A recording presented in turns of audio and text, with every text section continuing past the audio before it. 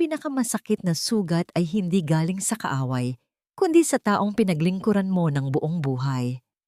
Habang namamaga ang mga kamay ni Tess sa pagluluto ng handa para sa kaarawan ng asawa, sa labas ay ibang babae ang kasalo nito sa tagumpay. Isang sampal ng katotohanan na wumasak sa kanyang pagkatao. Hanggang kailan mananatiling pipe ang isang pusong sugatan bago ito sumabog? Ito na ang babaeng tunay na nagpatakbo ng buhay ko. Ang babaeng hindi kailanman naging pabigat. At ang nag-iisang rason kung bakit tayo naririto ngayon sa aking kaarawan. Ang boses ni Homer ay umaling-awngaw sa malawak na garden ng mansyong Villarreal, puno ng pagmamalaki at tamis na tila ba bawat salita ay isang haplos. Ngunit para kay Tess, bawat kataga ay tila isang matalas na bubog na dahan-dahang bumaon sa kanyang pandinig habang nakatayo siya sa likod ng malalaking kurtina ng kusina. Mula sa kanyang kinaroroonan, nakita niya ang asawang si Homer na nakayakap sa bewang ni Bianca, ang kanyang sekretarya. Ang nangiti ni Homer ay abot hanggang sa mga mata, isang klase ng saya na hindi na nasilayan ni Tess sa loob ng 4 na taon ng kanilang pagsasama bilang mag-asawa.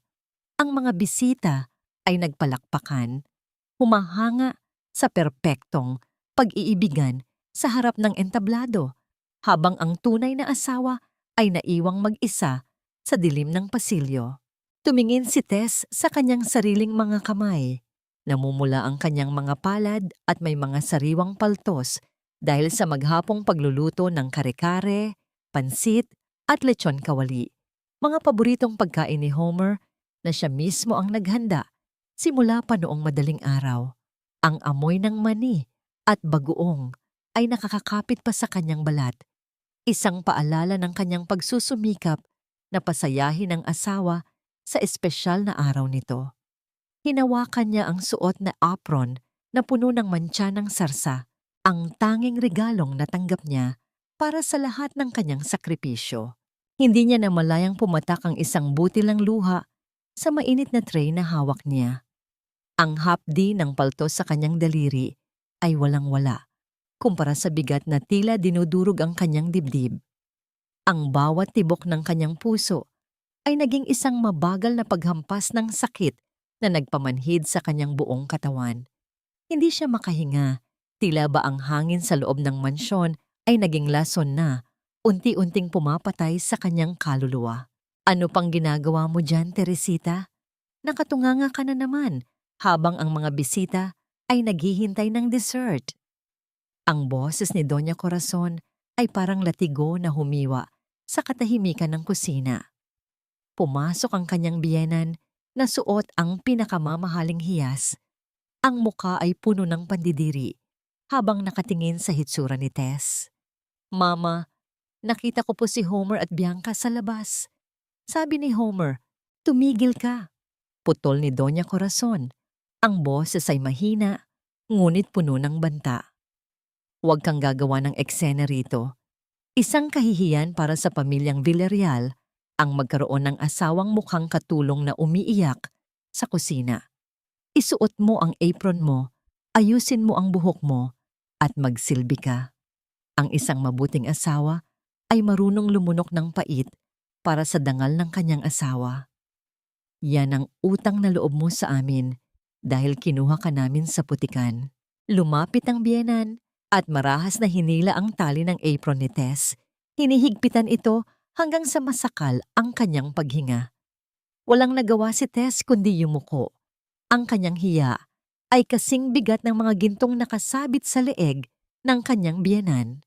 Natapos ang gabi na ang lahat ay busog at masaya, maliban sa babaeng nagpakapagod para sa lahat ng iyon. Nang makaakyat sila sa kwarto, ang katahimikan ay naging mas nakakabingi. Inaasahan ni Tess ang isang pasasalamat o kahit man lang isang tingin ng pagkilala mula kay Homer. Ngunit ang natanggap niya ay ang marahas na paghagis ni Homer ng kanyang coat sa sahig. Homer, ang sakit ng ginawa mo kanina. Ipinakilala mo si Bianca sa harap ng lahat habang ako ay nasa kusina lang. Mahinang sabi ni Tess. Ang boses ay nanginginig sa pagitan ng takot at pait. Humarap si Homer, ang kanyang mga mata ay nagniningas sa galit na tila ba siya pa ang biktima. Actually, Tess, you should be thankful na hindi kita pinalabas doon. Look at yourself. You smell like grease and onions. Do you think I would be proud to present you to my business partners? Bianca is elegant. She knows how to talk. Ikaw, wala kang alam kundi magbilang ng puto-bumbong at magluto. Isang mabilis na paggalaw ng kamay ni Homer ang nagpabaling sa mukha ni Tess sa isang tabi. Ang tunog ng palad na tumama sa balat ay tila isang pagguho ng lahat ng pangarap na binuo ni Tess sa loob ng 4 na taon. Hindi ang sakit ng pisngi ang nagpaiyak sa kanya, kundi ang katotohanang ang lalaking pinag-alayan niya ng buhay ay ang siya ring kukuha ng huli niyang piraso ng dignidad. Naiwan si Tess na nakaupo sa gilid ng kama habang naririnig niya ang pag-alis ni Homer para balikan ang selebrasyon sa labas. Tumingin siya sa salamin, sa kanyang namamagang pisngi at sa apron na hindi pa rin niya nahuhubad. Ang bawat tulo ng kanyang luha ay tila isang tinta na isinusulat ang huling pahina ng kanyang pagtitiis. Hanggang kailan mo kayang mahalin ang taong unti-unting pumapatay sa iyong pagkatao? At kung ang bawat sakripisyo mo ay itinuturing na basura, may halaga pa bang manatili sa isang bahay na binuo mula sa iyong sariling mga luha? Ang sinag ng umaga na pumasok sa pagitan ng makakapal na kurtina ay walang dalang init para sa nanlalamig na puso ni Tess. Idinilat niya ang kanyang mga mata at ang unang bumati sa kanya ay ang mabigat na pakiramdam sa kanyang kanang pisngi. Dahan-dahan niyang hinaplos ang bahaging iyon at ang bawat bahagyang diin ng kanyang mga daliri ay nagdadala ng matalas na kirot na gumigising sa alaala ng nagdaang gabi. Tumayo siya at humarap sa salamin. Ang pamamaga sa kanyang mukha ay tila isang madilim na mantsa sa kanyang maputlang balat, isang marka ng katotohanang pilit niyang itinatago sa likod ng kanyang mga ngiti. Kinuha niya ang kanyang foundation, pilit na itinatago ang pasa sa ilalim ng makapal na kolorete, ngunit alam niyang kahit anong kapal ng makeup ay hindi nito kayang takpan ng lamat sa kanyang kaluluwa. Ang katahimikan ng mansyon ay nabasag sa pagpasok ni Doña Corazon sa kanyang silid. Hindi ito kumatok. Tila ba ang bawat sulok ng bahay na ito, pati na ang privacy ni Tess, ay pag-aari nito. Ang amoy ng mamahaling pabango ng matanda ay humalo sa hangin, kasabay ng tunog ng kanyang mga gintong pulseras na nag-uumpugan sa bawat galaw ng kanyang kamay. Huwag mong itago yan, Teresita. Isang paalala yan na ang bawat pagkakamali ay may kaukulang kabayaran. Malamig na simula ni Doña Corazon habang sinusuri ang ayos ni Tess. Huwag kang tumingin sa akin na parang biktima ka. Kung naging maayos kang asawa, kung hindi ka naging tuyot at boring, hindi maghahanap si Homer ng saya sa iba. Mama, asawa niya ako. May karapatan akong masaktan. Mahinang sagot ni Tess. Ang kanyang boses ay tila isang bulong na malapit ng tangay ng hangin. Isang mapait na tawa ang kumawala sa mga labi ng matanda. Rights? Sa pamilyang ito, ang tanging karapatan mo ay ang pasalamatan kami araw-araw. Nakalimutan mo na ba kung saan ka nanggaling? Noong mamatay ang tatay mo at mabaon kayo sa utang, sino ang sumalo sa'yo? Sino ang nagligtas sa dangal ng pamilya mo at nagbigay sa iyo ng apelyidong Villarreal? Ang mga salitang iyon ay tila mga mabibigat na bato na muling itinambak sa balikat ni Tess. Ang utang na loob, ang konseptong noon ay turing niya ay biyaya. Ngayon ay naging isang kadena na nakagapos sa kanyang mga paa. Naalala niya ang kanyang ama, ang kaisa-isang tao na naniniwala sa kanyang talino sa mga numero. Bago ito pumanaw, ang huling hiling nito ay makita siyang ligtas at may maayos na pamilya. Para sa alaala ng kanyang ama, tinanggap ni Tess ang bawat hagupit ng salita, ang bawat pagpapaliit sa kanyang pagkatao. Maglinis ka sa library ni Homer, ayusin mo ang mga kalat niya roon, at siguraduhin mong hindi ka makikita ng mga katulong na ganyan ng hitsura. Ayaw kong pag-usapan tayo ng mga kapitbahay. Utos ni Corazon bago tuluyang lumabas ng silid. Bit-bit ang bigat ng kanyang dibdib. Nagtungo si Tess sa library. Ang silid na yun ay amoy alak at tabako. Ang lugar kung saan madalas magkulong si Homer para sa kanyang mga business meetings, na ngayon ay alam na ni Tess kung ano talaga ang ibig sabihin. Sinimulan niyang ayusin ang mga nagkalat na papel sa lamesa. Ang kanyang mga kamay ay mekanikal na gumagalaw habang ang kanyang isip ay lumilipad sa malayo. Sa ilalim ng isang tumpok ng mga lumang dyaryo at basyong baso ng whiskey, isang pirasong papel ang kumuha ng kanyang atensyon. Ito ay isang bank transfer slip, bahagyang gusot at may mantsa ng kape. Nang basahin niya ang nakasulat, tila tumigil ang pag-ikot ng mundo para sa kanya. Ang halaga ay hindi biro, 5 milyong piso. At ang tumanggap? Hindi ito pangalan ng kumpanya. Hindi rin ito pambayad sa supplier. Ang pangalang nakasulat sa ilalim ng beneficiary ay Bianca Soriano. Ngunit ang mas nakakapanghina ay ang pets ang nakalagay rito. Ito ang mismong araw na sinabihan ni Homer si Tess na wala silang budget para sa operasyon ng kanyang tiyahin na may sakit. Habang hinihigpitan ni Tess ang hawak sa papel, naramdaman niya ang isang kakaibang init na dumadaloy sa kanyang mga ugat. Hindi na ito ang init ng galit na madaling lumiliyab, kundi ang malamig at matalim na determinasyon. Ang bawat numero sa papel na yon ay nagsisilbing saksi sa isang kasalanang higit pa sa pagtataksil sa laman. Saan nanggagaling ang ganito kalaking halaga kung ang kumpanya ay laging sinasabi ni Homer na nalulugi? At ano pa ang kayang gawin ni Homer para lamang itago ang mga lihim na unti-unti nang bumubukas sa harap ni Tess? Narinig niya ang tunog ng sasakyan ni Homer na pumapasok sa driveway. Mabilis niyang itinago ang papel sa loob ng kanyang damit. Ramdamang talim ng gilid nito sa kanyang balat. Ang kanyang puso ay nagsimulang tumibok ng mabilis, hindi dahil sa takot, kundi dahil sa unang pagkakataon sa loob ng 4 na taon, may hawak na siyang sandata.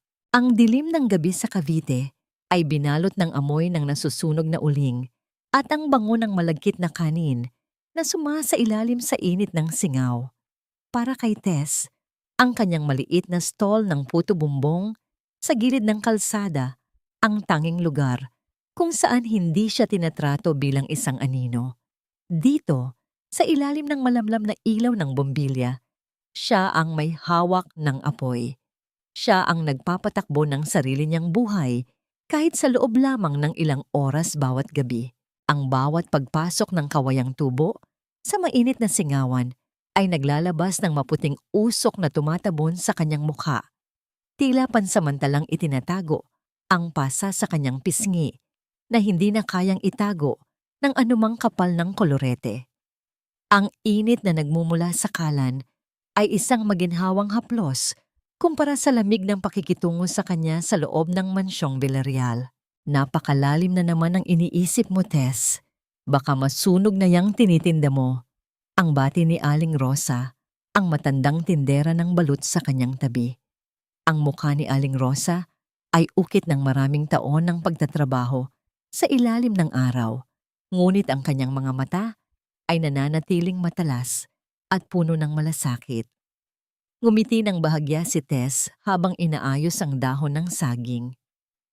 Napagod lang po siguro sa gawaing bahay, Aling Rosa. Alam niyo naman po, malaki ang mansyon. Lumapit ang matanda at hinawakan ng kamay ni Tess. Ang mga kamay na puno ng kalyo at marka ng pagsisikap. Tess, hindi mo kailangang magpanggap sa akin.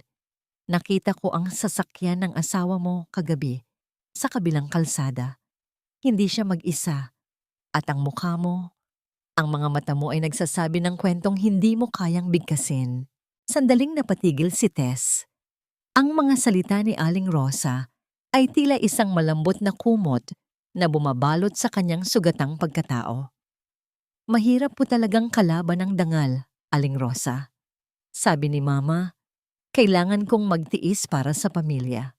Ang dangal ay hindi matatagpuan sa pananatili sa isang bahay na ginagawa kang basura, anak. Seryosong saad ni Aling Rosa habang iniaayos ang kanyang mga paninda. Ang tunay na dangal ay nasa lakas mong tumayo sa sarili mong mga paa. Mag-ingat ka sa mga Villarreal. Ang mga taong masyadong malinis ang suot ay madalas may pinakatitindihang dumi sa kanilang mga kamay. Bago pa makasagot si Tess, isang pamilyar na tunog ng makina ng sasakyan ang bumasag sa katahimikan ng gabi. Ang liwanag ng mga headlight ng isang mamahaling puting SUV ay tila mga nanunuising mata na tumama sa direksyon ni Tess. Huminto ang sasakyan, ilang metro ang layo mula sa kanyang stall. Nakita ni Tess ang pagbaba ng isang babae mula sa passenger seat, si Bianca. Ang kanyang sekretarya ay suot ang isang mamahaling bestido na kumikinang sa ilalim ng mga ilaw sa kalsada. Sa kanyang mga kamay ay bitbit ang ilang malalaking shopping bags mula sa mga kilalang luxury brands. Kasunod niyang bumaba si Homer na may ngiti sa mga labi habang inaalalayan si Bianca sa biwang. "Thank you for today, hon. Sobrang nag-enjoy ako sa shopping." Ang malinaw na boses ni Bianca ay tila isang matalim na kutsilyo na humiwa sa hangin. "Anything for you, Bianca. You deserve the best." Sagot ni Homer. Ang boses ay puno ng lambing na kailanman ay hindi narinig ni Tess.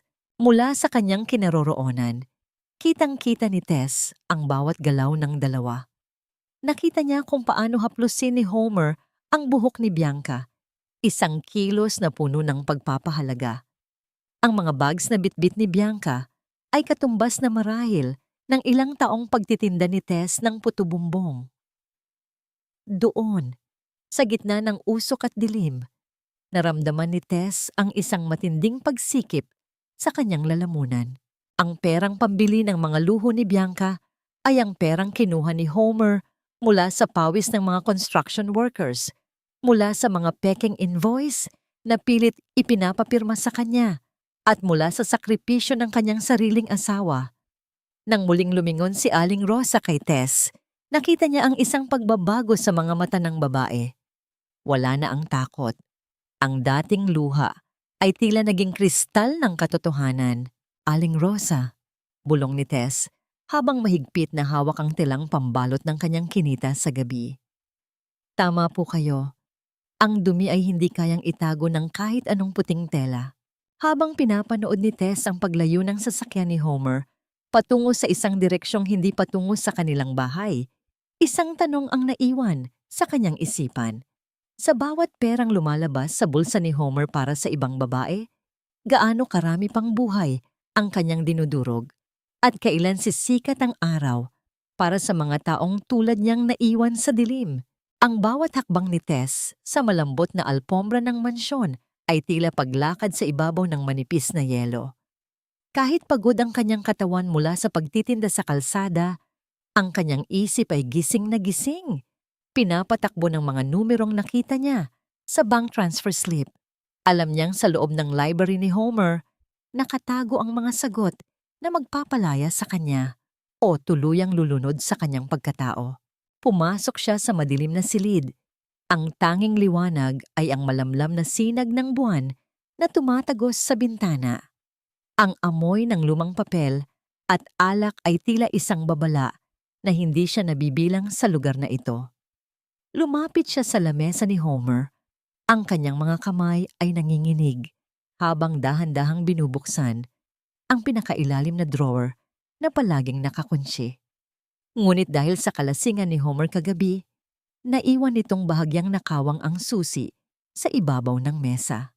Nang mabuksan ang drawer, tumambad sa kanya ang isang makapal na folder na may titulong Special Projects. Dito, ang kanyang galing sa accounting ay naging kanyang pinakamatalim na sandata. Sa ilalim ng malamlam na liwanag ng kanyang cellphone, sinimulan niyang suriin ang mga dokumento.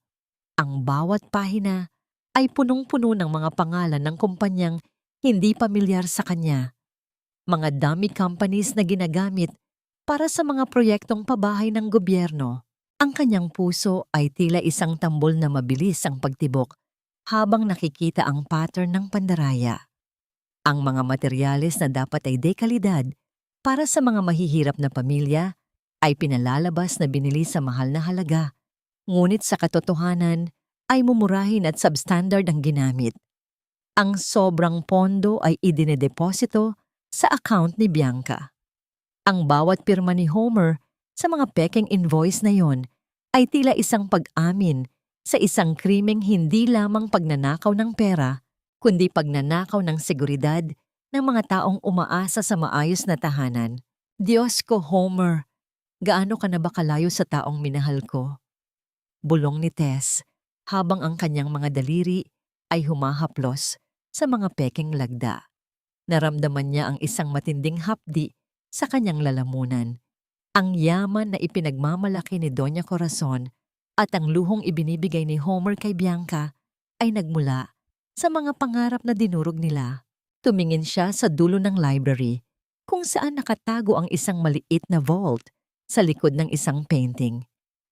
Alam niyang naroon ang tunay na ledger, ang aklat na magpapatunay sa lahat ng kanyang hinala. Lumapit siya rito. Ang bawat segundo ay tila isang oras ng paghihintay. Sinubukan niyang ipasok ang kombinasyon. Una, ang kaarawan ni Homer. Mali. Pangalawa, ang anibersaryo ng kanilang kasal. Mali pa rin. Sa huling pagkakataon, ipinasok niya ang kaarawan ni Bianca na nabasa niya sa folder. Ang tunog ng mekanismo ng vault na bumubukas ay tila isang malakas na hiyaw sa gitna ng katahimikan ng gabi. Dahan-dahang bumukas ang pinto ng bakal. Ngunit bago pa man niya maabot ang itim na notebook sa loob, isang biglang pagliwanag ng buong silid ang nagpatigil sa kanyang mundo. Ang switch ng ilaw sa may pintuan ay pinindot ng isang kamay na puno ng ginto at diamante. Nakatayo roon si Homer. Gulo-gulo ang buhok at amoy na amoy ang alak. Ang kanyang mga mata ay nanlilisik sa galit habang nakatingin sa kanyang asawang huli sa akto.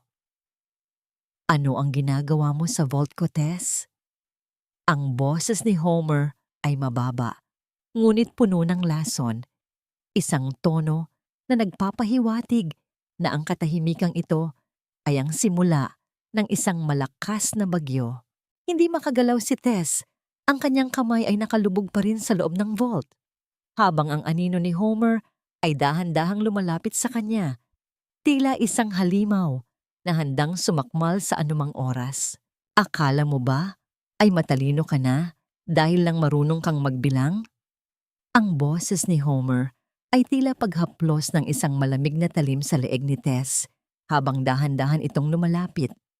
Ang bawat hakbang ng asawa sa makintab na sahig ng library ay nagdadala ng bigat na tila isang hatol ng kamatayan.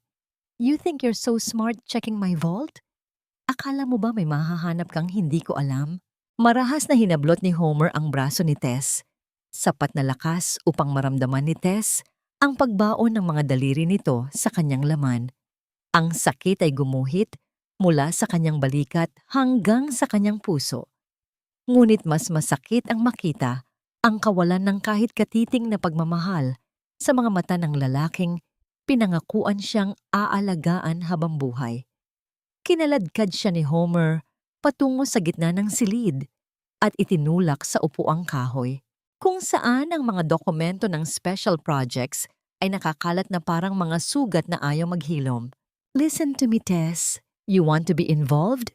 Fine. Magiging involved ka.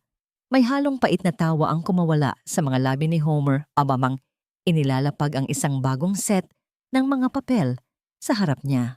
Ito ang mga dokumento para sa pagtatayo ng isang bagong kumpanya. Ang kumpanyang gagamitin bilang panakip sa mga ilegal na transaksyon. I need you to sign this. Mula ngayon, ikaw na ang tatayong may-ari ng kumpanyang ito. Isipin mo na lang na ito ang paraan mo para makabawi sa lahat ng ibinigay ko sa iyo. Tumingin si Tess sa mga linyang dapat niyang lagdaan. Alam niya ang ibig sabihin nito. Sa oras na idampi niya ang kanyang panulat sa papel na yon, ang kanyang pangalan ang magiging tanging kalasag ni Homer laban sa batas.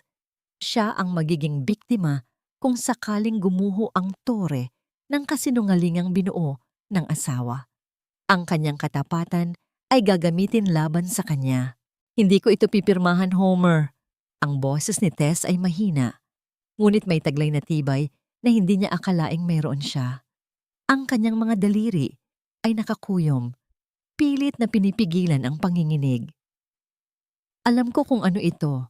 Gagamitin mo ako para mailigtas ang sarili mo at si Bianca. Hindi ko hahayaang maging kasangkapan mo ako sa panloloko sa mga tao. Ang katahimikan sa loob ng library ay naging kasing bigat ng isang paparating na sakuna. Nakita ni Tess ang pagbabago sa mukha ni Homer mula sa mapanlinlang na lambing patungo sa isang anyong hindi na niya kilala. Ang galit na nagmula sa asawa ay tila isang init na nagmumula sa isang nagbabagang kalan, handang tupukin ang lahat ng madadaanan nito. Ang tapang mo na ngayon, Tess. Nakakalimutan mo na ba kung sino ang nagpapakain sa'yo? Muling lumapit si Homer, ang kanyang mukha ay ilang pulgada na lamang ang layo sa mukha ni Tess. You are nothing without me. Wala kang halaga sa labas ng mansyong ito. You're just a laundry girl who got lucky. Now sign the papers. Nang hindi kumilos si Tess, isang marahas na kamay ang humablot sa kanyang buhok at pilit na itinayo ang kanyang katawan. Walang nagawa si Tess, kundi sumunod sa bawat hila ni Homer. Kinaladkad siya nito palabas ng library, pababa ng hagdan, hanggang sa marating nila ang pinakamadilim at pinakamalamig na bahagi ng mansyon, ang laundry room. Dito, sa gitna ng amoy ng sabon at telang basa, itinulak ni Homer si Tess sa loob. Ang sahig ay malamig at matigas sa ilalim ng kanyang mga tuhod. Bago pa man siya makapagsalita, ang pinto ng bakal ay mabilis na isinara mula sa labas. Ang tunog ng pagpihit ng susi ay tila isang pako na ibinaon sa kanyang kalayaan. Diyan ka muna mag-isip, Tess. Ang boses ni Homer mula sa labas ay puno ng panunuya. Diyan ka naman talaga nababagay. Di ba? Sa gitna ng mga dumi na ayaw mong labhan, don't worry, hindi kita gutumin. Pero hanggat hindi mo pinipirmahan ang mga papel na, yan, huwag mong asahang makakalabas ka sa silid na yan. Diyan mo namnamin ang katotohanang kahit anong gawin mo, pag-aari kita. Naiwan si Tess sa dilim. Ang tanging kasama niya ay ang mabagal na pagtulo ng tubig mula sa gripo na bumubuo ng isang ritmo ng kalungkutan sa katahimikan. Ang lamig ng silid ay dahan-dahang gumagapang sa kanyang balat, ngunit ang mas matinding lamig ay nagmumula sa kanyang puso. Sa gitna ng kadiliman, niyakap ni Tess ang kanyang sarili. Ang kanyang mga luha ay tahimik na dumadaloy, hindi dahil sa takot, kundi dahil sa sakit ng katotohanang ang lugar na tinawag niyang tahanan ay naging kanya na palang bilangguan. Gaano katagal bago tuluyang mapatid ang huling hibla ng kanyang pagtitiis, bago siya maging kasing tigas ng bakal na nakakulong sa kanya. Ang bawat patak ng tubig mula sa gripo ay tila isang mabagal na pagbilang ng mga pagkakataong nasayang sa buhay ni Tess. Sa loob ng madilim na laundry room, ang amoy ng basang semento at sabon ay tila naging amoy ng sarili niyang libingan. Ang tanging liwanag na pumapasok ay nagmumula sa isang maliit na siwang sa itaas ng pinto, isang guhit ng buwan na nagpapaalala sa kanya na ang mundo sa labas ay patuloy na umiikot habang siya ay unti-unting kinakain ng katahimikan. Niyakap ni Tess ang kanyang mga tuhod, hinahayaan ang lamig ng sahig na tumagos sa kanyang kasuotan. Sa gitna ng kadilimang ito, ang mga alaala ng kanyang ama ay nagsimulang magpakita sa kanyang isipan, hindi bilang isang masakit na kahapon, kundi bilang isang mitya ng pag-asa. Naalala niya ang boses ng kanyang tatay, isang tapat na accountant, na laging nagsasabi, "Anak, ang mga numero ay hindi nagsisinungaling. Tao lang ang madaya, pero ang katotohanan ay laging nakasulat sa pagitan ng mga linya." Ang kanyang ama ay namatay na naniniwalang ligtas ang kanyang anak sa piling ng mga Villarreal. Isang malalim na buntong hininga ang kumawala sa mga labi ni Tess. Isang buntong hiningang puno ng pagsisisi ngunit may kasamang bagong tuklas na tapang. Nabasag ang katahimikan nang marinig niya ang tunog ng mga yabag ng takong sa labas ng pinto. Alam niya ang boses na yon. Ang marahang pagkatok na tila isang panunuya ay sinundan ng malamig na tinig ni Doña Corazon. Tess, anak, huwag mo na kasing pahirapan ang sarili mo. Ang boses ng kanyang biyenan ay puno ng pekeng pag-aalala. Ang klase ng lambing na ginagamit para lamang mapaamo ang isang biktima. Just sign the papers. Isipin mo na lang na para ito sa ikabubuti ng ating pangalan. Kapag tapos na ang lahat ng ito, ibabalik ka ni Homer sa kwarto. Magiging maayos din ang lahat, parang dati. Mama, alam niyo po ang ginagawa ni Homer, sagot ni Tess. Ang kanyang boses ay hindi na nanginginig. Alam ninyong ginagawa niya akong panakip butas sa mga ilegal niyang gawain. Paano niyo po nasasikmurang panoorin ang sarili niyong manugang na mabulok sa kulungan para sa kasalanan ng anak niyo? Sandaling tumahimik sa kabilang panig ng pinto. Pagkatapos ay narinig ni Tess ang isang matalim na paghinga. Ang tunog ng maskarang tuluyan ng natanggal. Because you are a Villarreal only by name, Teresita. In my eyes, you were always just the girl who cooked our meals and balanced our books. Huwag kang magmagaling. Sa pamilyang ito, ang katapatan ay nasusukat sa sakripisyo. Magtiis ka riyan hanggang sa matauhan ka. Nang marinig ni Tess ang paglayo ng mga yabag ni Doña Corazon, mabilis niyang kinapa ang kanyang bulsa. Sa kabutihang palad, dahil sa pagmamadali ni Homer, nakalimutan nitong kunin ang kanyang maliit na cellphone na laging nakatago sa loob ng kanyang apron. Ang mahinang liwanag mula sa screen ng telepono ay tila isang bituin sa gitna ng impyerno. Nanginginig ang kanyang mga daliri habang hinahanap ang pangalan sa kanyang contacts. Attorney Isagani Laurel. Sa unang ring, tila tumigil ang paghinga ni Tess. Sa pangalawa, ang takot ay muling gumapang sa kanyang dibdib. Ngunit sa pangatlo, isang baritono at pamilyar na boses ang sumagot. Hello? Tess? Is everything okay? Bakit ka napatawag ng ganitong oras? Ang boses ng matandang abogado, ang matalik na kaibigan ng kanyang ama, ay puno ng pagtataka. Tito Isagani, tulungan niyo po ako. Ang bulong ni Tess ay tila isang pagsusumamo mula sa kailaliman ng lupa. Ibinubulid ako ni Homer sa isang malaking gulo. I have the documents, I have the proofs, pero nakakulong po ako. Please, kailangan nating kumilos bago kanila tuluyang ibaon. Keep calm, Tess. Listen to me very carefully. Seryosong sagot ni Attorney Isagani. Huwag kang pipirma sa kahit anong dokumento. Kahit anong mangyari, I will start the process quietly. Pero kailangan nating mag-ingat. Ang mga Villarreal ay may mga mata. Kahit sa loob ng korte. Can you stay strong for a little longer? Gagawin ko po, Tito. Para kay tatay. At para sa sarili ko. Sagot ni Tess habang pinupunasan ng kanyang mga luha.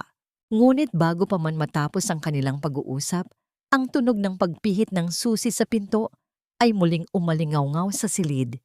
Mabilis na itinago ni Tess ang cellphone sa ilalim ng mga tumpok ng basang labada.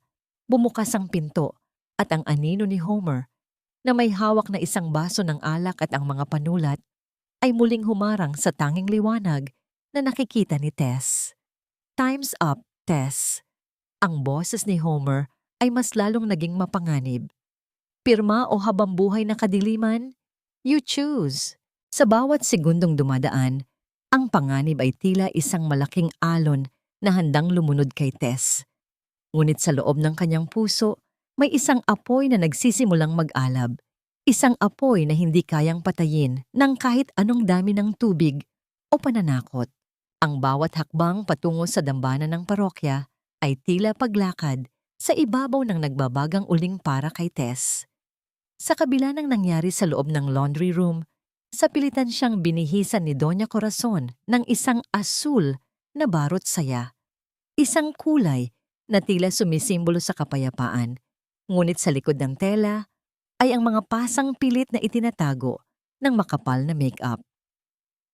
Ngayong araw ang taunang charity event ng pamilya Villarreal para sa simbahan at kailangang maging perpekto ang lahat sa paningin ng publiko. Ang amoy ng insenso at ang malamig na simoy ng hangin sa loob ng katedral ay dapat sanang nagbibigay ng kapanatagan. Ngunit para kay Tess, ang bawat dasal na binibigkas ng kanyang biyenan sa harap ng altar ay tila isang malaking insulto sa Diyos. Nakatayo si Doña Corazon sa harap ng maraming tao, hawak ang rosaryo na gawa sa mamahaling perlas, habang ang boses nito ay puno ng kabanalan sa pag-aalay ng malaking donasyon para sa mga ulila. Ang tunay na kayamanan ay wala sa lupa, kundi sa kabutihang ibinibigay natin sa ating kapwa. Ang pahayag ni Doña Corazon sa harap ng mikropono. Ang boses nito ay malambing at puno ng emosyon, sapat na upang mapaluha ang ilang mga matatandang deboto. Ang palakpakan ng mga tao ay umalingaw-ngaw sa loob ng simbahan, isang pagkilala sa isang banal na tagapagtanggol ng mga mahihirap. Nasa gilid lang si Tess, nakayuko at pilit na iniiwasan ang mga kamera ng lokal na media. Naramdaman niya ang paglapit ni Homer sa kanyang tabi. Inakbayan siya nito ng mahigpit, isang kilos na tila pagpapakita ng pagmamahal sa harap ng mga tao. Ngunit sa katotohanan ay isang babala na huwag siyang gagawa ng anumang maling hakbang. Ngumiti ka, Tess. Maraming nanonood. Huwag mong sirain ang moment ni Mama. Bulong ni Homer sa kanyang tainga. Ang amoy ng alak ay bahagyang humalo sa bango ng kanyang mamahaling pabango, isang nakakasulasok na kombinasyon na nagpabaliktad sa sikmura ni Tess. Matapos ang seremonya, dinala ni Doña Corazon si Tess sa likod ng sacristy, sa isang silid na malayo sa paningin ng mga tao. Doon, ang anyong anghel ng matanda ay mabilis na naglaho. Ang mga matang kanina ay puno ng luha ng debosyon ay naging kasing talim na ng kidlat. Akala mo ba ay hindi ko alam ang ginawa mo? Simula ni Doña Corazon habang inaayos ang kanyang belo. Nalaman ko mula sa mga katulong na may itinago kang telepono. Akala mo ba ay makakatakas ka sa amin sa pamamagitan ng pagtawag sa kung sino-sino? Mama, wala po akong ginagawang masama. Gusto ko lang po ng katarungan. Ang sagot ni Tess, ang boses ay nanginginig, ngunit nananatiling matatag. Lumapit ang matanda at hinawakan ang baba ni Tess. Itinataas ang kanyang mukha upang magtama ang kanilang mga mata. Katarungan? Sa mundong ito, Teresita, ang katarungan ay pag-aari ng mga may kapangyarihan. At tandaan mo ito, ang lupa kung saan nakalibing ang mga magulang mo. Ang maliit na sementeryong iyon sa dulo ng bayan. Madali ko yung mabili. Isang pirma ko lang, maaaring gibain ang mga puntod nila para gawing parking lot ng kumpanya namin. Ang mga salitang iyon ay tila isang malamig na tubig na ibinuhos sa buong pagkatao ni Tess. Ang kanyang mga magulang, ang tanging alaala na nagbibigay sa kanya ng lakas, ay ginagamit na ngayon bilang pananakot. Hindi siya makapagsalita. Ang kanyang puso ay tila tumigil sa pagtibok sa tindi ng pait na nararamdaman. Huwag mong subukan ang pasensya ko, Tess. Pirmahan mo ang mga dokumentong hinihingi ni Homer at mananatiling tahimik ang huling hantungan ng mga magulang mo. Ang huling banta ni Doña Corazon bago ito lumabas ng silid ng may ngiti sa mga labi. Handang harapin muli ang mga tao bilang isang banal na matanda. Naiwan si Tess sa loob ng silid. Ang tanging tunog na naririnig ay ang sarili niyang mabilis na paghinga. Kinuha niya ang kanyang cellphone mula sa loob ng kanyang damit. Ramdam ang panginginig ng kanyang mga kamay. Isang notification ang lumitaw sa screen. Isang litrato mula sa isang hindi kilalang numero. Nang buksan niya ang litrato, tila gumuho ang langit sa kanyang paningin. Ito ay isang larawan ng puntod ng kanyang ama at ina, na may nakatayong dalawang lalaking may hawak na martilyo at pait, tila naghihintay lamang ng isang hudyat. Hanggang saan ang kayang isakripisyo ng isang anak para sa dangal ng mga pumanaw? At may pag-asa pa bang lumaban kung ang kalaban mo ay gumagamit ng pangalan ng Diyos upang takpan ang kanilang mga sungay? Ang hangin sa construction site ng Villarreal Heights ay puno ng makapal na alikabok at amoy ng tuyong semento. Isang kapaligirang tila sumasakal sa bawat hininga ni Tess. Nakatayo siya sa gilid habang pinapanood si Homer na nakikipagtawanan sa mga investor. Ang bawat kislap ng suot nitong mamahalin na relo sa ilalim ng sikat ng araw ay tila isang pangungutya sa mga manggagawang nakapaligid sa kanila. Mga lalaking payat, sunog ang balat, at may mga matang puno ng pagod na tila nawalan na ng kislap. Habang abala si Homer, dahan-dahang lumayo si Tess patungo sa pansamantalang silong ng mga trabahador. Nakita niya ang isang matandang lalaki, si Mang Carding, na nakaupo sa isang sako ng semento habang hinihaplos ang kanyang binti na nanginginig sa sobrang pagod. Ang sapatos nito ay butas na at ang kaniyang kamay ay puno ng mga sugat na hindi na naghihilom. Mang Carding, uminom po muna kayo. Mahinang sabi ni Tess habang iniaabot ang isang malamig na bote ng tubig. Nag-angat ng tingin ng matanda. Ang kanyang mga mata ay tila mga tuyong balon ng pait. Salamat, Ma'am Tess. Kayo lang po ang nakakaalala sa amin dito. Pasensya na po kayo sa hitsura namin. 3 buwan na po kasing hindi dumarating ang sweldo namin. Ang sabi ni Sir Homer, nalulugi raw ang kumpanya. Naramdaman ni Tess ang isang matinding kurot sa kanyang puso. Alam niya ang katotohanan.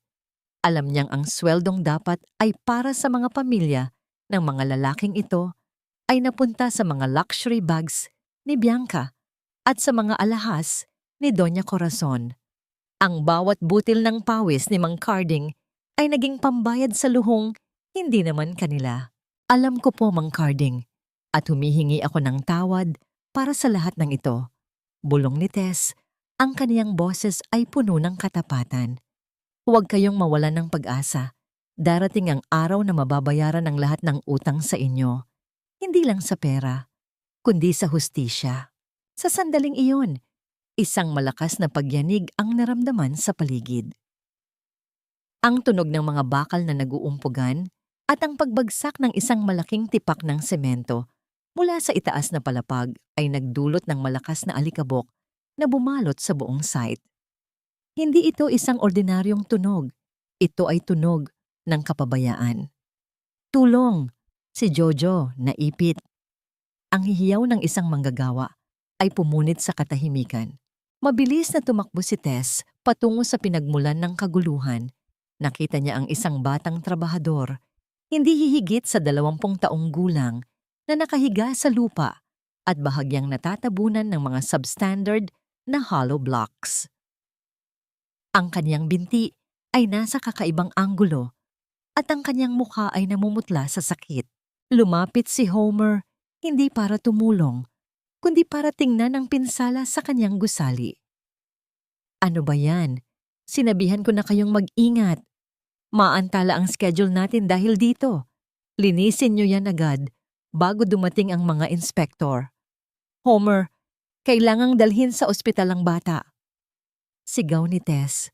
Ang kaniyang galit ay hindi na niya mapigilan. He's bleeding. Look at him. Let the foreman handle it, Tess. Huwag kang makialam dito. Hindi ito ang kusina mo. Pagtaboy ni Homer, habang tila mas inaalala ang dumi sa kaniyang sapatos kaysa sa buhay ng taong nagpapakapagod para sa kanya. Tumingin si Tess sa paligid. Nakita niya ang mga mukha ng ibang manggagawa. Ang dati ay takot sa kanilang mga mata ay dahan-dahang napalitan ng isang mapanganib na klase ng galit. Ang katahimikan nila ay hindi na pagsunod, kundi ang simula ng isang pag-aalsa na naghihintay na lamang ng tamang mitya. Habang inaalalayan ni Tess si Jojo, naramdaman niya ang kamay ni Mang Carding sa kaniyang balikat. Ang mahigpit na hawak nito ay isang pangako. Hindi na po kami matatahimik, Ma'am Tess, bulong ni Mang Carding. Handa na kaming magsalita. Sabihin niyo lang kung kailan. Nilingon ni Tess si Homer na abala sa pag-utos na itago ang mga basag na materyales. Isang malamig na ngiti ang sumilay sa mga labi ni Tess. Ang bawat patak ng dugo ni Jojo sa kaniyang damit ay tila isang selyo sa isang bagong kasunduan. Ang mga Villarreal ay nagtayo ng isang tore ng kasinungalingan, ngunit hindi nila alam na ang mga taong tinuring nilang alipin ang siya mismong gigiba sa pundasyon nito. Ngunit bago pa man makakilos si Tess, isang pamilyar na sasakyan ang huminto sa gate ng site. Bumaba si Bianca, may dalang isang envelope na kulay kape at diretsyong lumapit kay Homer na may seryosong mukha. Nang makita ni Bianca si Tess na puno ng dumi at dugo, isang mapanuyang tingin ang ibinigay nito. "Homer, we have a problem," sabi ni Bianca. Sapat na lakas para marinig ni Tess. May nag-leak ng payroll records sa opisina. May nag-download ng mga files kagabi. Ang malamig na titig ni Homer ay dahan-dahang lumingon kay Tess. Ang hangin sa paligid ay tila naging kasing bigat ng semento.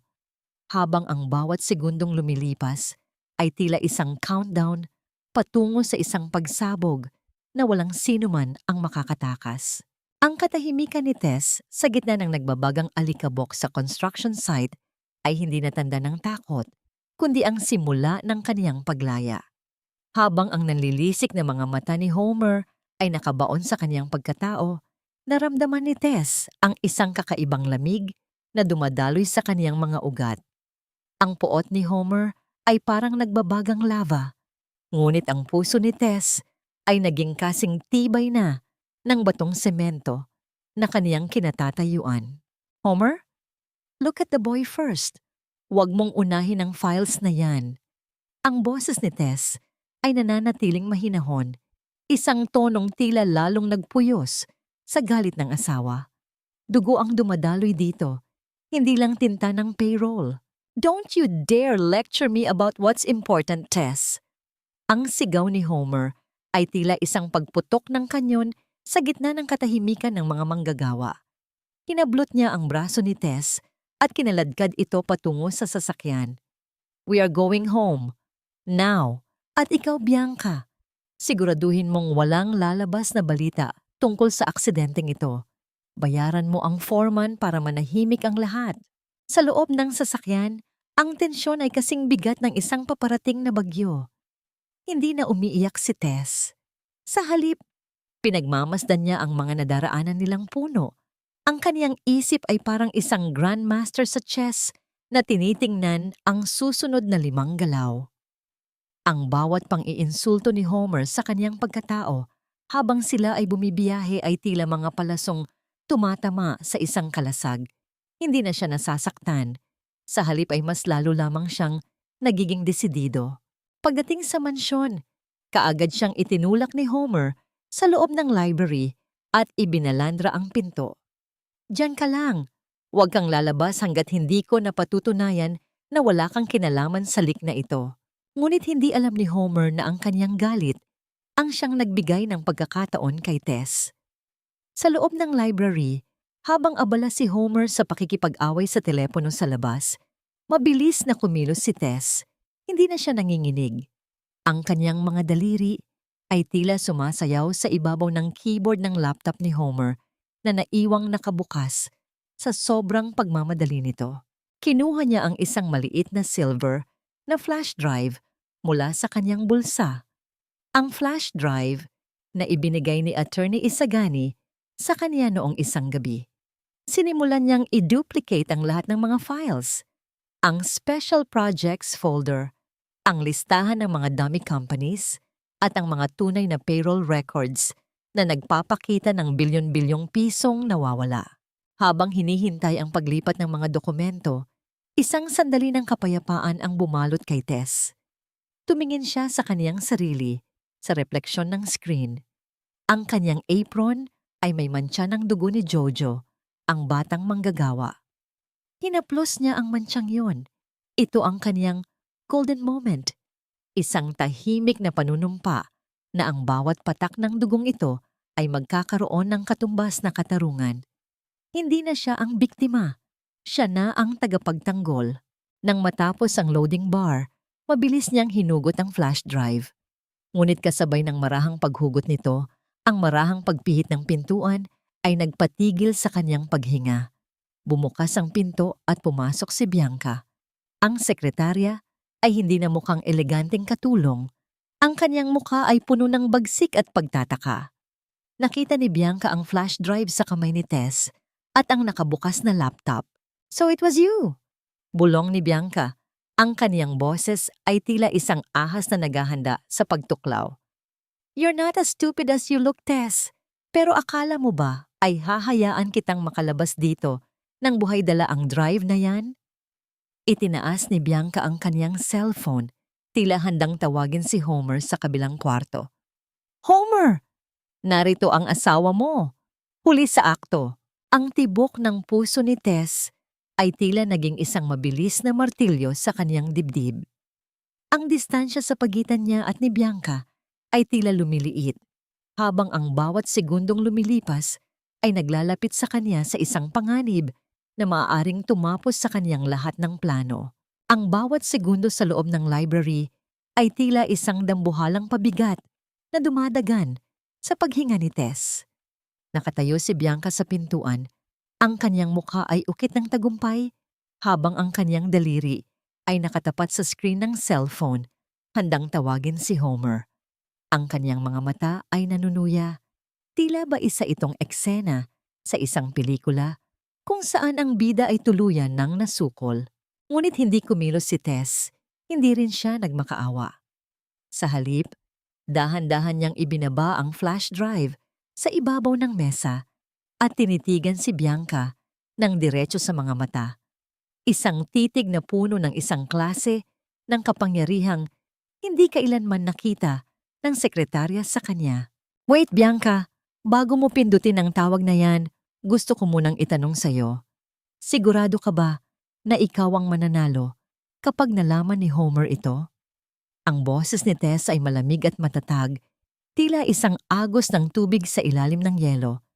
Napatigil si Bianca, ang kaniyang kilay ay bahagyang kumunot sa pagtataka. "What are you talking about? Huli ka na sa akto, Tess. This is your end, is it?"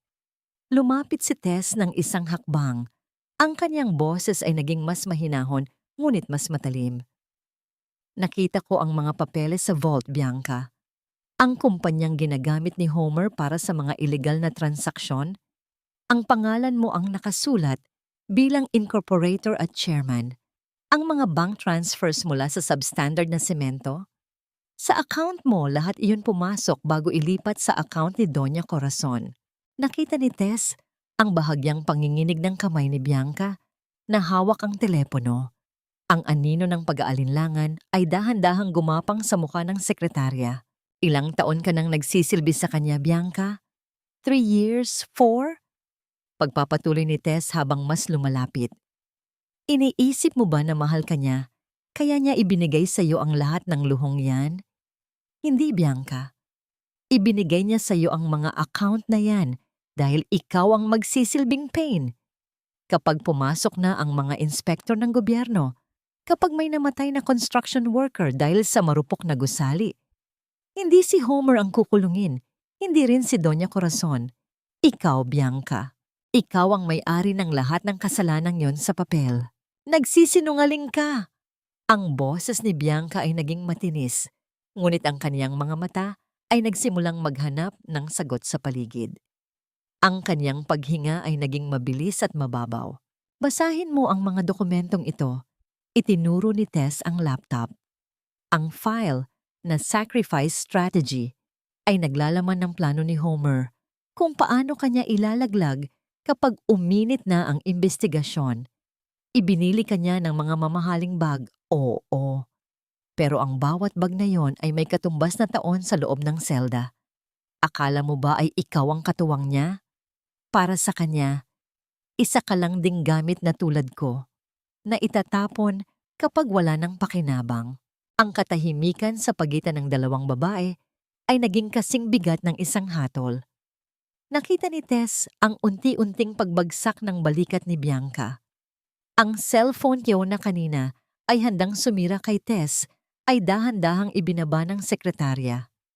Ang kanyang mga mata ay napuno ng takot, Isang takot na nanggagaling sa katotohanang ang taong kanyang sinasamba ay ang siya ring hukay na kaniyang sasadlakan.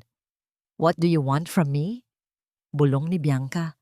Ang kanyang boses ay wala na ang bagsik. "Kalayaan, Bianca. Para sa ating dalawa," sagot ni Tess. Ang kaniyang kamay ay dahan-dahang humawak sa balikat ng babaeng dati ay itinuring niyang kaaway. "Tulungan mo akong ilabas ang katotohanan. Ibibigay ko sa iyo ang ebidensyang magpapatunay na inutusan ka lang ni Homer. You can walk away, Bianca. O maaari kang manatili sa kanya at hintayin ang araw na ang mga rehas ay tuluyan ng magsara sa iyo." Bago pa makasagot si Bianca, ang tunog ng mabibigat na yabag ni Homer sa pasilyo ay muling umalingaw-ngaw. Ang bawat hakbang nito ay tila isang countdown patungo sa panganib. Ang pagpihit ng doorknob ay nagpabalik sa tensyon sa loob ng silid. "Bianca? Tess? Bakit kayo magkasama riyan?" Ang boses ni Homer mula sa labas ay puno ng hinala. Nilingon ni Tess si Bianca. Isang huling pagkakataon, isang desisyon na babago sa kanilang tadhana. Itinago ni Bianca ang kanyang telepono at mabilis na humarap sa pintuan habang si Tess ay mabilis na isinara ang laptop. Ang pinto ay tuluyang bumukas. Nakatayo roon si Homer. Ang kanyang mga mata ay palipat-lipat sa dalawang babae. Tila naghahanap ng anumang senyales ng pagtataksil. Ang kanyang mga kamao ay nakakuyom, handang magpakawala ng galit sa kahit anong maling kilos. "May problema ba rito?" tanong ni Homer. Ang kaniyang boses ay tila isang kulog na nagbabanta ng bagyo. Naramdaman ni Tess ang pagpapawis ng kaniyang mga palad habang hinihintay ang mga salitang lalabas sa bibig ni Bianca. Ang kaniyang buong plano, ang kaniyang buhay, ay nakasalalay sa isang babaeng naging rason ng kaniyang pait. "Homer," simula ni Bianca, ang kaniyang boses ay bahagyang nanginginig. "May kailangan kang malaman tungkol kay Tess." Ang katahimikan sa loob ng library ay tila isang mahigpit na pagkakahawak sa leeg ni Tess. Nakatitig si Homer sa kanya. Ang kaniyang mga mata ay puno ng madilim na hinala. Habang si Bianca ay nakatayo sa pagitan nila, hawak ang kaniyang kapalaran sa isang pangungusap. Naramdaman ni Tess ang malamig na pawis na gumagapang sa kanyang likuran.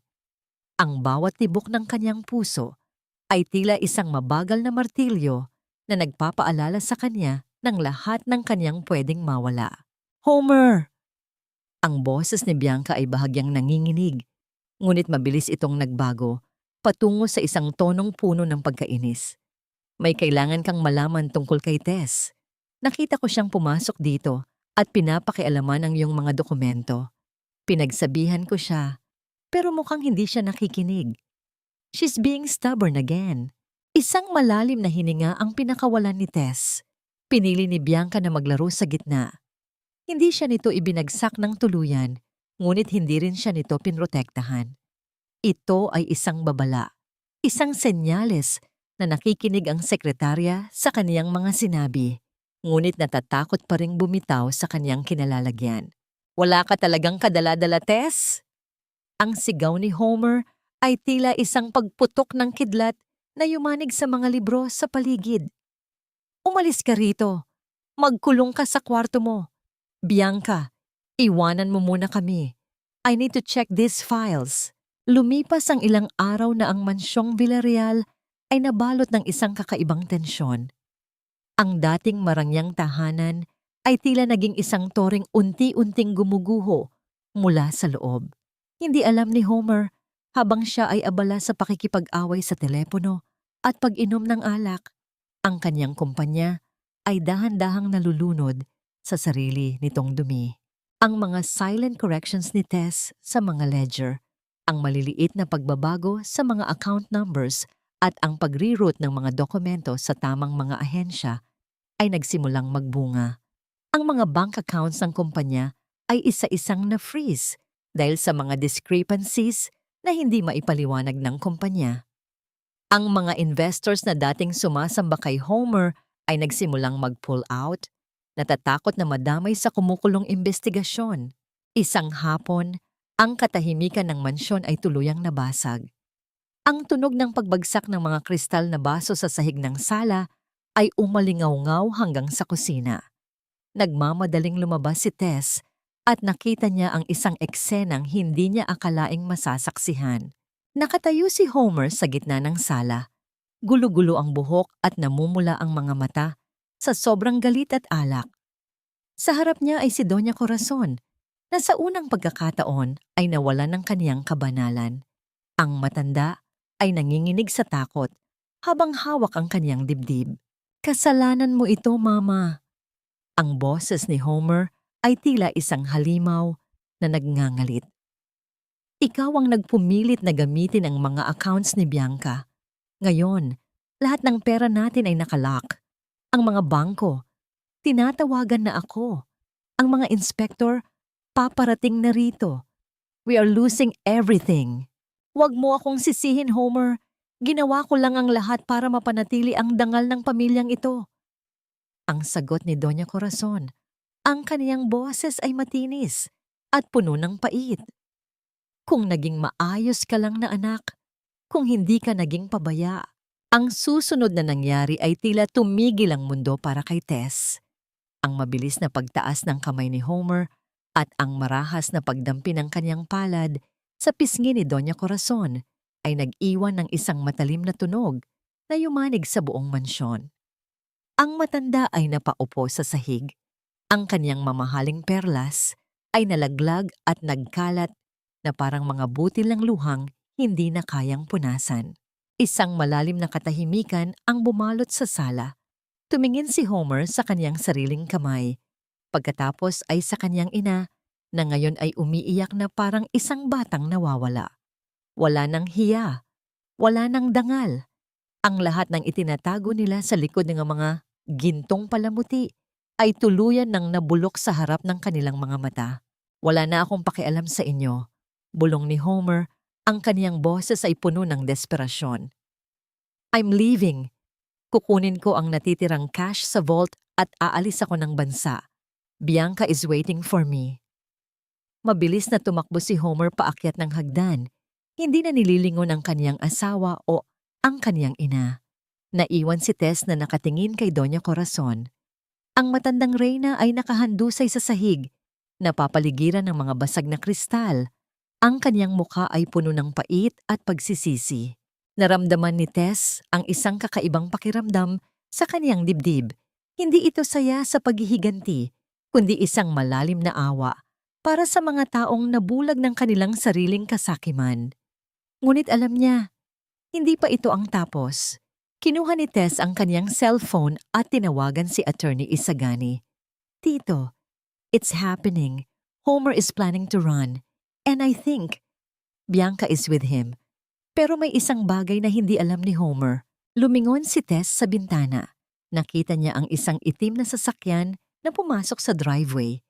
Ang mga anino sa loob nito ay hindi pamilyar, ngunit ang kanilang presensya ay nagpapahiwatig ng isang hantungan na wala nang balikan. Ang bawat segundong lumilipas ay tila isang dambuhalang alon na handang lumunod sa huling piraso ng Imperyong Villarreal. Ang bawat kagamitang pilak na inilalapag ni Tess sa ibabaw ng mahabang lamesang nara ay naglalabas ng isang malamig at matalas na tunog na tila ba bawat isa ay isang piraso ng katotohanang unti-unting nabubuo. Sa loob ng silid-kainan ng mga Villarreal, ang hangin ay naging kasing bigat ng semento, puno ng tensyon na halos hindi na kayang dalhin ng mga pundasyon ng mansyon. Ito ang tinawag ni Tess sa kanyang sarili na ang huling hapunan, isang huling pagkilala sa isang kapangyarihang binuo sa ibabaw ng luha at dugo ng iba. Nagluto si Tess ng paboritong adobo ni Homer, ngunit sa pagkakataong ito, ang bango ng suka at bawang ay tila may halong pait ng pamamaalam. Mula sa kusina, naririnig niya ang marahas na pagbubukas at pagsasara ng mga drawer sa itaas na palapag. Ang tunog ng mga gamit na ibinabalibag sa loob ng maleta ni Homer ay nagbibigay ng ritmo sa kanyang bawat kilos. Dahan-dahang bumaba si Doña Corazon mula sa hagdan. Ang kanyang lakad ay hindi na kasing tatag ng dati. Ang kanyang suot na seda ay mukhang luma at kupas sa ilalim ng mga dambuhalang chandelier. Ang bakas ng sampal ni Homer sa kanyang pisngi ay naging isang madilim na anino na hindi na kayang itago ng anumang pulbo. Naupo siya sa dulo ng lamesa, ang kanyang mga kamay na puno ng diamante ay nanginginig habang hinahawakan ang kanyang baso ng tubig. "Bakit ka pa nagluluto, Teresita?" Ang boses ni Doña Corazon ay tila isang tuyot na dahon. Wala na ang bagsik, wala na ang awtoridad. "Hindi mo ba nakikita? Gumuho na ang lahat. Ang anak ko, ang sarili kong anak ay tinalikuran na ako." "Kailangan niyo pong kumain, Mama," mahinang sagot ni Tess habang inilalagay ang mangkok ng kanin sa gitna. "Para may lakas kayong harapin ang susunod na mangyayari. Ang bawat utang, kahit gaano katagal, ay palaging may araw ng paniningil." Tumingin si Doña Corazon kay Tess. Ang kanyang mga mata ay puno ng pagtataka. "You seem so calm. Bakit hindi ka natatakot? Kapag bumagsak si Homer, damay ka. Ikaw ang asawa. Ikaw ang nakapirma sa mga papeles." Ngumiti ng bahagya si Tess, isang ngiting hindi umabot sa kanyang mga mata. "Ang pirma sa papel ay madaling mapatunayang sapilitan, Mama. Pero ang dumi sa puso, iyon ang mahirap burahin." Bumaba si Homer na may bitbit na 2 malaking bag. Ang kanyang mukha ay pawisan at ang kanyang mga mata ay tila sa isang hayop na nasusukol sa kanto. Hindi siya tumingin sa kanyang ina. Diretso siya sa lamesa, hindi para kumain, kundi para kumuha ng isang bote ng whiskey. "I'm leaving, Tess, now," sabi ni Homer. Ang kanyang boses ay paos at mabilis. "Kung gusto mong sumama, mag-impake ka na. Pero huwag mong asahan na dadalhin ko ang matandang yan." Itinuro niya ang kanyang ina nang hindi man lang ito nililingon. Siya ang nagplano ng lahat ng ito. Siya ang dahilan kung bakit tayo hinahabol ng mga pulis. "Homer, ang sarili mong ina," bulong ni Tess. Tila hindi makapaniwala sa tindi ng kawalan ng puso ng asawa. "Wala akong ina. Ang tanging meron ako ay ang perang ito," sigaw ni Homer habang itinataas ang isa sa mga bag. Sa gitna ng kaniyang pagwawala, ang paligid ay biglang binalot ng isang kakaibang liwanag na nagmumula sa labas ng malalaking bintana. Ang mga anino ng mga puno sa garden ay tila sumasayaw sa saliw ng mga asul at pulang ilaw na unti-unting lumalapit. Ang tunog ng mga sasakyang humihinto sa driveway ay tila isang hatol na hindi na maiiwasan. Napatigil si Homer. Ang bote ng whiskey sa kanyang kamay ay dahan-dahang dulas mula sa kanyang mga daliri. Bumubuo ng isang basag na kristal at isang lawa ng alak sa sahig. Ang amoy ng matapang na inumin ay humalo sa bango ng adobo. Isang nakakahilo na kombinasyon ng katapusan. "Nandito na sila," bulong ni Tess, habang dahan-dahang tinatanggal ang kanyang apron at inilalagay ito sa bakanting upuan. Tumayo si Doña Corazon, pilit na inaayos ang kanyang sarili. "Huwag kang matakot, Homer. Ako ang haharap sa kanila. Hindi nila tayo pwedeng galawin. Hindi nila alam kung sino ang kinakalaban nila. Isang tawag ko lang sa mayor. Isang tawag ko lang sa mga koneksyon natin." Naglakad ang matanda patungo sa pintuan. Ang kaniyang pride ay tila isang baluti na puno na ng lamat, ngunit pilit pa ring isinusuot. Ngunit bago pa man niya mahawakan ang seradura, ang marahas na pagkatok mula sa labas ay umalingaw-ngaw sa buong mansyon. Isang tunog na nagpapahayag na ang mga koneksyon at pangalan ay wala ng silbi sa harap ng katotohanan. Buksan ang pinto. "Police! We have a warrant for the arrest of Homer Villarreal and Corazon Villarreal." Tumingin si Homer kay Tess. Ang kanyang mga mata ay puno ng pagtataka at galit. You did this?" Tumingin ng diretso si Tess sa asawa. "Hindi ako, Homer. Ang sarili mong mga numero ang nagkanulo sa'yo. Ako lang ang naglagay ng tuldok sa dulo ng iyong kwento. Ang bawat kislap ng mga kamera mula sa media ay tila mga titig na humahaplos sa mukha ni Homer, na sa pagkakataong ito ay pilit na ibinabalik ang kanyang maskara ng tagumpay. Ang Villarreal Heights Grand Opening ay binalot ng karangyaan, mga telang pilus na kulay ginto, malalaking chandelier na nagpapakinang sa bawat baso ng champagne, at ang amoy ng mamahaling bulaklak na tila nagtatangkang takpan ang amoy ng dumi at pandaraya. Sa kabila ng tensyon sa mansyon kagabi, nagawa pa rin ni Homer na gamitin ang kanyang huling baraha, ang kanyang mga koneksyon sa media, upang ipagpaliban ang kanyang pagkadakip ng ilang oras para sa huling pagkakataon na mailigtas ang kanyang pangalan. Nakatayo siya sa gitna ng entablado, suot ang kanyang pinakamahal na vest, habang si Doña Corazon ay nasa harapang hanay. Ang kanyang mukha ay puno ng kapalaluan sa kabila ng lamat sa kanyang pagkatao. Sa gilid ng entablado, nakatayo si Tess. Nakasuot siya ng isang simpleng asul na barot saya, walang mamahaling alahas, ngunit ang kaniyang tindig ay mas matatag pa sa anumang haligi ng gusaling itinatayo ni Homer.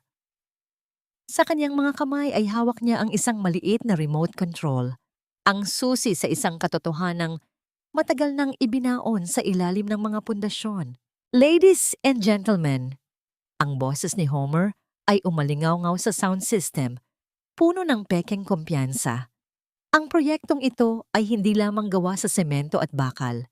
Ito ay binuo mula sa pangarap, integridad at pagmamahal sa pamilya. Itong gusaling ito ang magsisilbing pamana ng pamilyang Villarreal sa susunod na henerasyon. Naramdaman ni Tess ang isang matinding pait sa kanyang lalamunan. Lumingon siya sa dulo ng bulwagan, kung saan ang mga construction worker, sina Mang Carding at ang pamilya ni Jojo, ay nakatayo sa labas ng malalaking pintuan ng salamin. Pinapanood ang isang taong nagnakaw ng kanilang pawis habang naglulubid ng kasinungalingan sa harap ng makapangyarihang mga tao. Homer!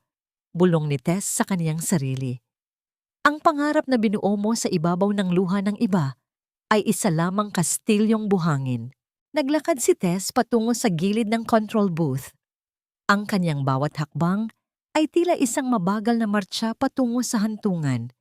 Nang magtama ang kanilang mga mata ni Homer mula sa entablado, nakita ni Tess ang isang kislap ng takot sa asawa. Isang takot na nanggagaling sa katotohanang ang kaniyang tahimik na asawa ay hindi na bulag.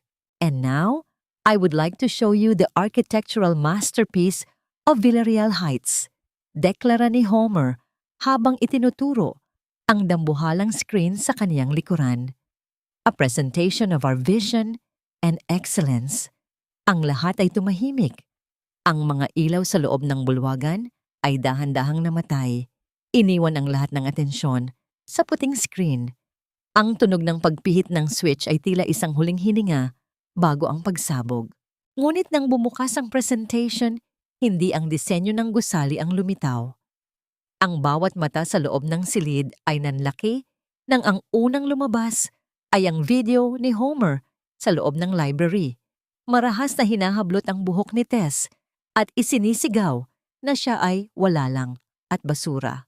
Sumunod ang mga close-up na larawan ng mga substandard na materyales, ang marupok na semento, ang kinakalawang na mga bakal, at ang mga pekeng invoices na may pangalan ni Bianca. Ang katahimikan sa loob ng bulwagan ay naging kasing lamig ng isang sementeryo. Ang tanging naririnig ay ang mabilis na paghinga ni Homer na ngayon ay nakatayo sa harap ng sarili niyang kahihiyan. Ano ko ito? Patayin niyo yan! Itigil niyo ang presentation na yan! Ang sigaw ni Homer ay puno ng desperasyon, ngunit ang mga technician sa booth ay nakatayo lamang ayon sa naunang utos ni Attorney Isagani na suportado na ngayon ng mga awtoridad. Lumabas sa screen ang huling dokumento, ang payroll ledger na nagpapakita ng 3 buwang hindi pagbabayad sa mga manggagawa, kasabay ng listahan ng mga luxury items na binili ni Homer para kay Bianca sa parehong mga petsa. Isang malakas na bulungan ang nagsimulang bumalot sa silid. Ang mga investors ay nagsimulang tumayo at lumayo. Tila ayaw madampian ng dumi ni Homer. Si Doña Corazon ay napatayo. Ang kanyang mukha ay namumutla. Ang kanyang perlas na kwintas ay tila naging isang tanikala na nagpapabigat sa kaniyang paghinga. Naglakad si Tess sa gitna ng entablado. Dahan-dahang kinuha ang mikropono mula sa nanginginig na kamay ni Homer. Ang kaniyang boses, kapag nagsalita siya, ay hindi puno ng galit, kundi puno ng isang mapayapang katarungang matagal nang hinahanap. Ang integridad ay hindi nakikita sa taas ng gusali. Simula ni Tess, ang kaniyang boses ay umalingaw-ngaw ng malinaw sa bawat sulok, kundi sa lalim ng pundasyon ng iyong katapatan. Homer, Doña Corazon, tapos na ang palabas. Ang bawat numerong ninakaw nyo ay may katumbas na pangalang nasaktan, at ang mga pangalang iyon ang nandito ngayon para maningil. Mula sa likuran, ang mga pintuan ng salamin ay bumukas. Pumasok ang mga pulis kasama ang mga manggagawa. Ang tunog ng mga yabag ng kanilang mga bota sa makintab na sahig ay tila ang tunog ng pagguho ng huling tore ng mga Villarreal. Tumingin si Homer kay Tess. Ang kanyang mga mata ay puno ng matinding puot at pagkabigla. Sisiguraduhin kong magbabayad ka rito, Tess. Sisirain kita. Ngunit nginitian lamang siya ni Tess. Isang ngiti ng isang babaeng malaya na. Homer, matagal mo na akong sinira. Ang nakikita mo ngayon ay ang mga pirasong pinulot ko para buuin ang sarili ko. Nang wala ka.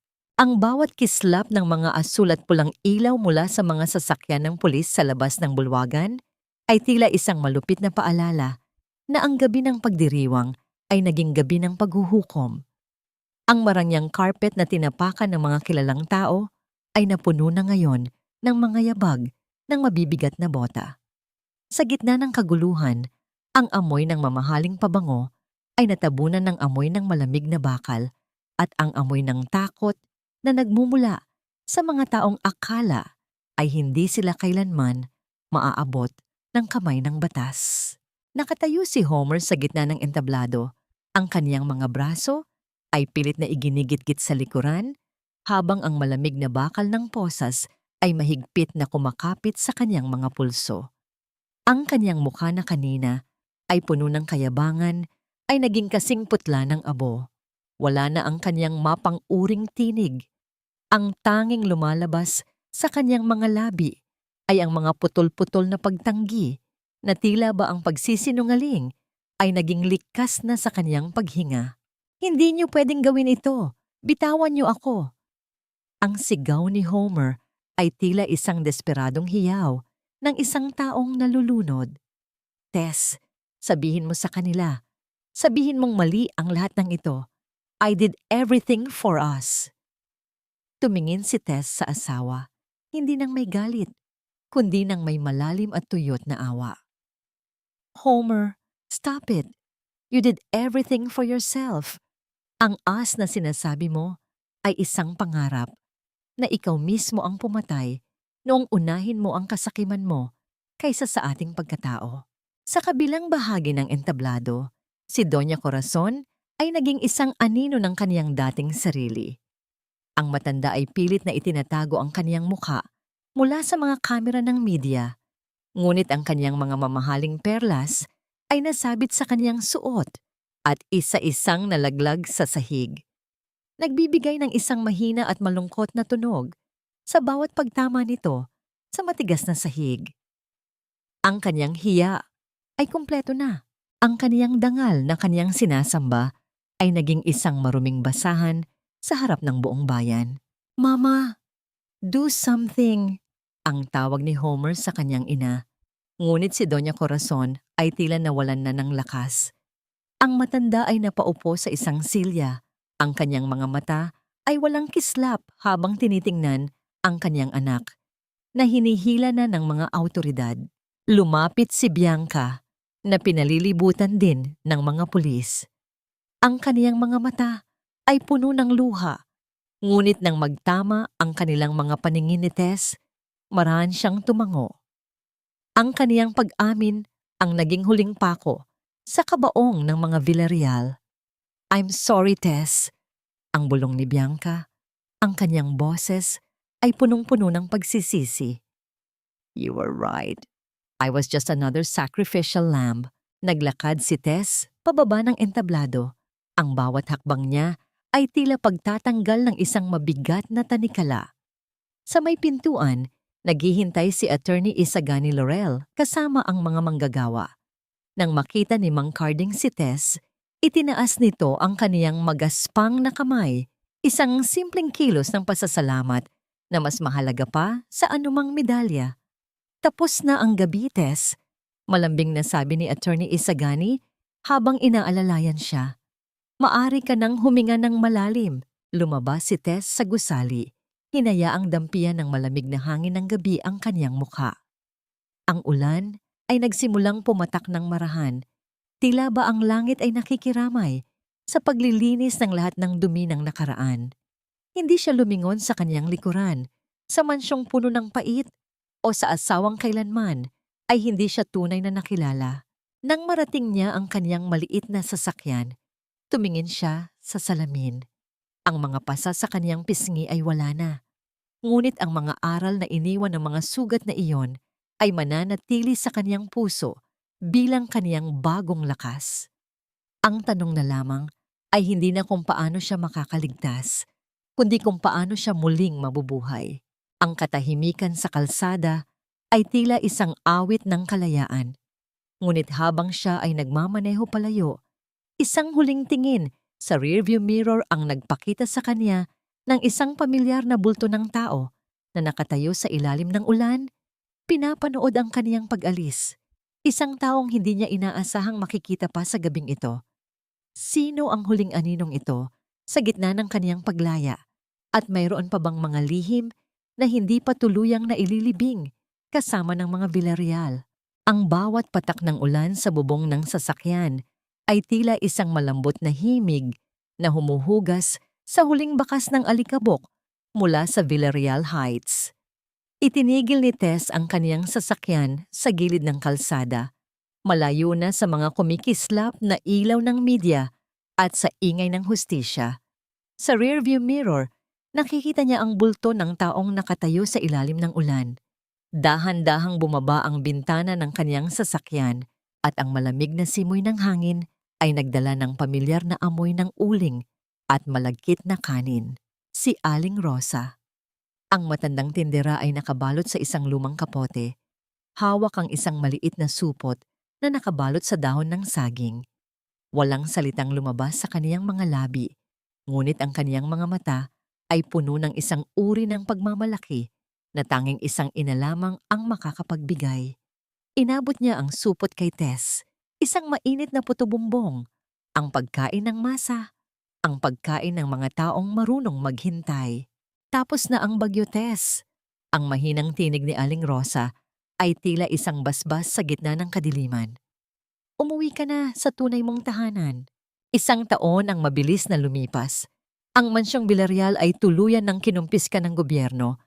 Ang bawat gintong palamuti rito ay naging pambayad sa mga manggagawang ninakawan ng dangal. Si Homer at Doña Corazon ay naging mga pangalan na lamang sa mga pahayagan, mga karakter sa isang trahedyang binuo ng sarili nilang kasakiman. Si Bianca, dahil sa kaniyang pakikipagtulungan sa batas, ay nabigyan ng mas mababang parusa at ngayon ay nasa loob ng isang pasilidad para sa rehabilitasyon. Dahan-dahang binubuo ang kaniyang sariling pagkatao. Sa isang maliit ngunit maliwanag na opisina sa sentro ng Cavite, nakatayo si Tess sa harap ng isang salamin. Hindi na asul na barot saya ang kaniyang suot, kundi isang malinis na puting blusa na sumisimbolo sa kaniyang bagong simula. Sa kaniyang lamesa, nakalagay ang isang plaque na may nakasulat na Teresita Almazan, CPA, Financial Consultant for Women's Empowerment. Wala na ang apelyidong Villarreal. Kasama ng pagbagsak ng kumpanya ni Homer, tinanggal din ni Tess ang bawat bakas ng kadenang nag-uugnay sa kanya sa pamilyang yon. Ang bawat pirma niya sa mga dokumento ngayon ay hindi na sa pilitan, kundi puno ng integridad at katotohanan. Ang tunog ng dahan-dahang pagbukas ng pinto ng kanyang opisina ay nagpalingon sa kanya. Isang babae ang pumasok, may mga matang puno ng takot at mga kamay na nanginginig. Isang anyong pamilyar kay Tess. Ang babae ay may hawak na isang lumang notebook. Tila nag-aalinlangan kung dapat ba siyang naroroon. "Good morning po, Ma'am Tess." Bulong ng babae, ang kaniyang boses ay tila isang hiling para sa kaligtasan. "Sabi po nila, tinutulungan niyo raw po ang mga katulad ko na gustong bumangon mula sa pagkakaipit."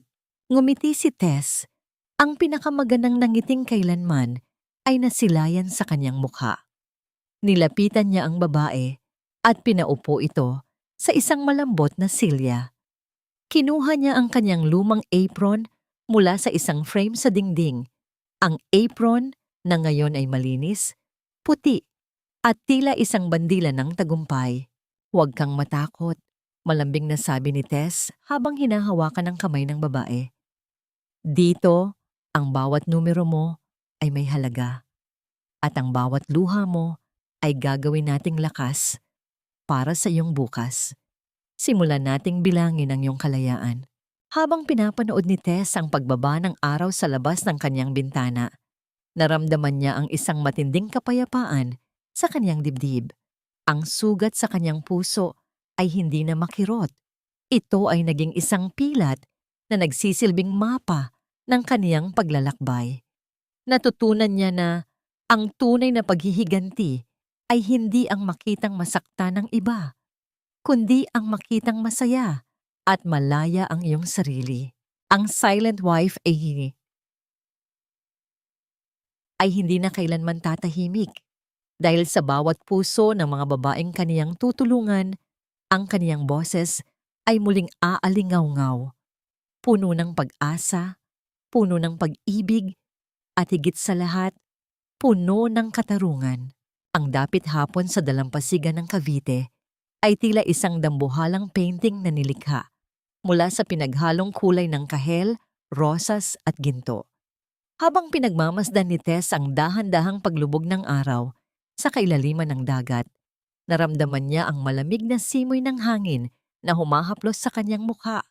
Isang haplos na hindi na nagdadala ng takot, kundi ng isang malalim at payapang katiwasayan.